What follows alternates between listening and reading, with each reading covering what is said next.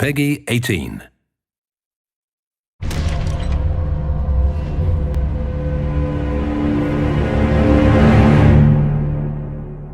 ルイジアナに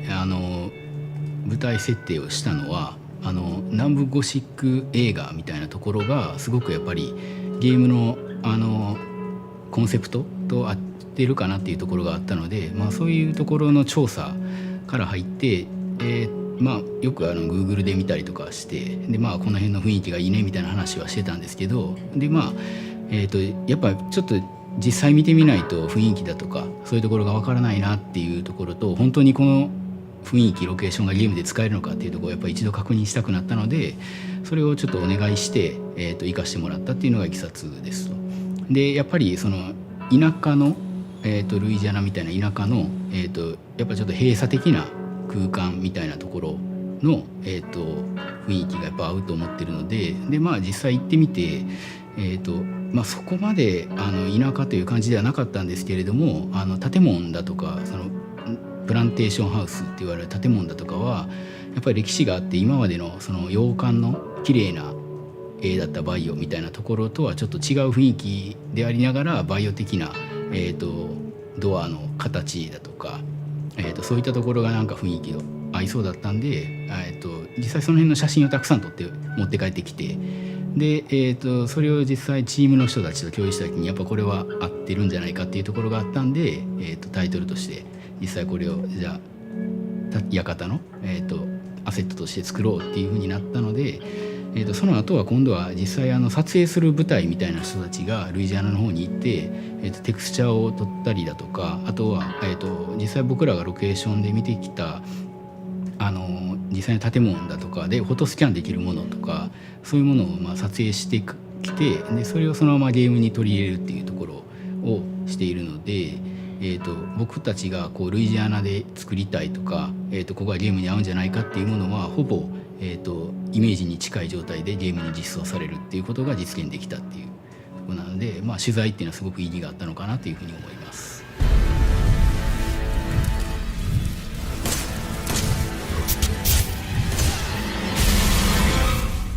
初めに僕が任されたのはその当時父親って呼ばれてたその今でいうとこのジャックのやっぱりどういうキャラクターにしていくかっていうことで、やっぱり当時はまだ彼はただの暴力的なその恐ろしいなんていうかな殺人鬼今でもそういうところはもちろんあるんだけどただの殺人鬼でしかなかった彼をじゃあ僕はどういう存在として作っていったらいいかなっていうのをすごく大事な役目をやっぱりいきなり任せてもらって。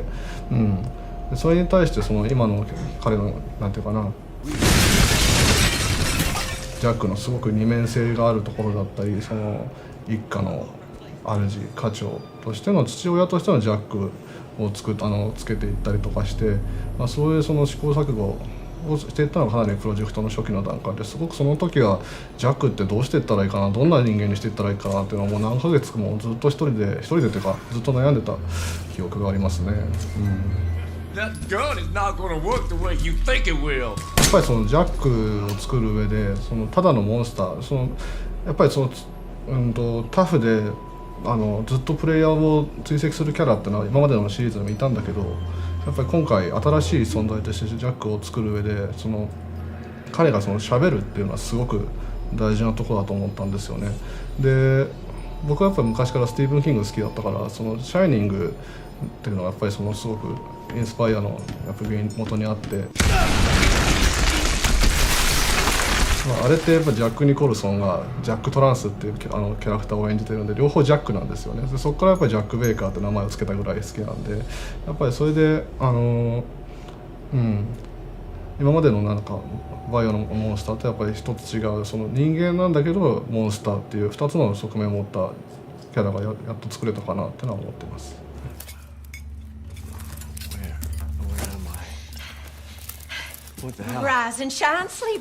今回のバイオハザード7で、私たちはもういろいろなシーンをクリエイトしてきたんですけど、その中でも私がとても気に入ってるシーンっていうのはいくつかありまして、一つは家族ベーカーファミリーがですね食卓を囲んでイーサンを食卓に招いてですねとんでもない食卓シーンを展開する。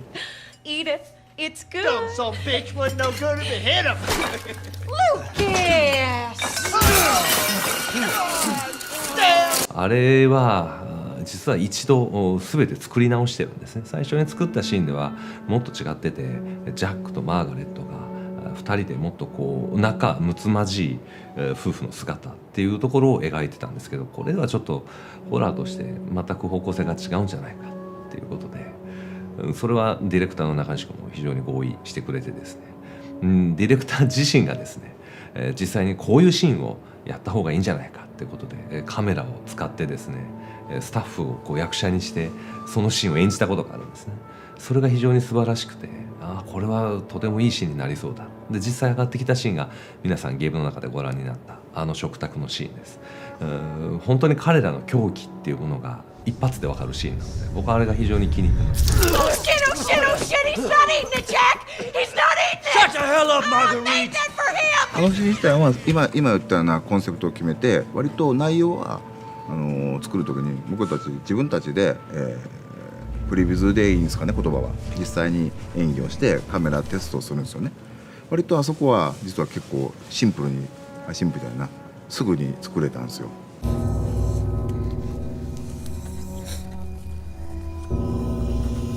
どうしたの？食べないのかい？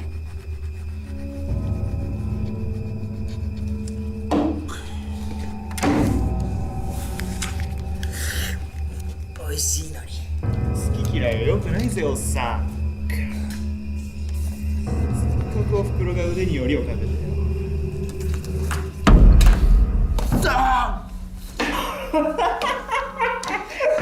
親父やりすぎやろ。どうしていいんだよ。まるでいいさ。さあ食え。これ初期の段階にやっぱり怖いゲームを作る時にみんな怖い体験をスタッフはすべきだと思ってて、大阪にもね心霊スポットっていうのは結構あるんですよ。そこにみんなでカメラ持ち込んで実際行ってっていうのをやってましたね。いわゆる日本語で肝試しっていうんですけど、でその時やっぱり本当に怖いんですけど行くとね、その時感じたフィールをじゃあどうやってユーザーに伝えようみたいな、そういう視点でやってましたね。そういう意味で今回の開発は今まであんまりやってなかったんですけど、そのイベントにしろ何にしろ、今時らしいかもしれないんですけどね、 GoPro 持ち歩いていろんな場面を撮ってきて、それをゲームにその体験をゲームにフィードバックしてるっていうのは面白かったですね。 Where did you find this guy? Give me a break, Pete. Hey, I only work with professionals. で実際にゲームに入っているファンドフテージとかのアイデアにつながったんですよね。そう実際肝試しとか言っても怖いのは例えば角を曲がったり映る自分の影だったり、その誰かが後ろでちょっと壊れた木を踏んでパキーンっていう音とかに本当にびっくりするんですよね。そういったアイデアとかもゲームには使ってますね。 Hey baby,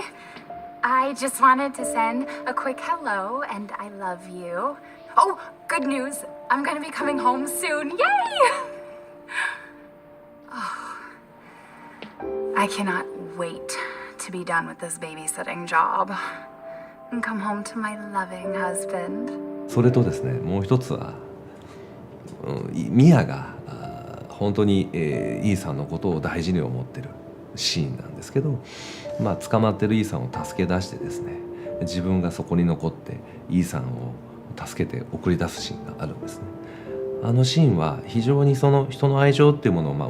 まく描けたんじゃないかなと自分では思ってまして。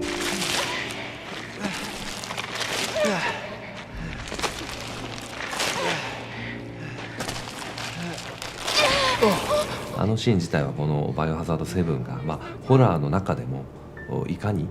人との絆っていうものが大事なのか。で人の絆っていうのは少し間違えると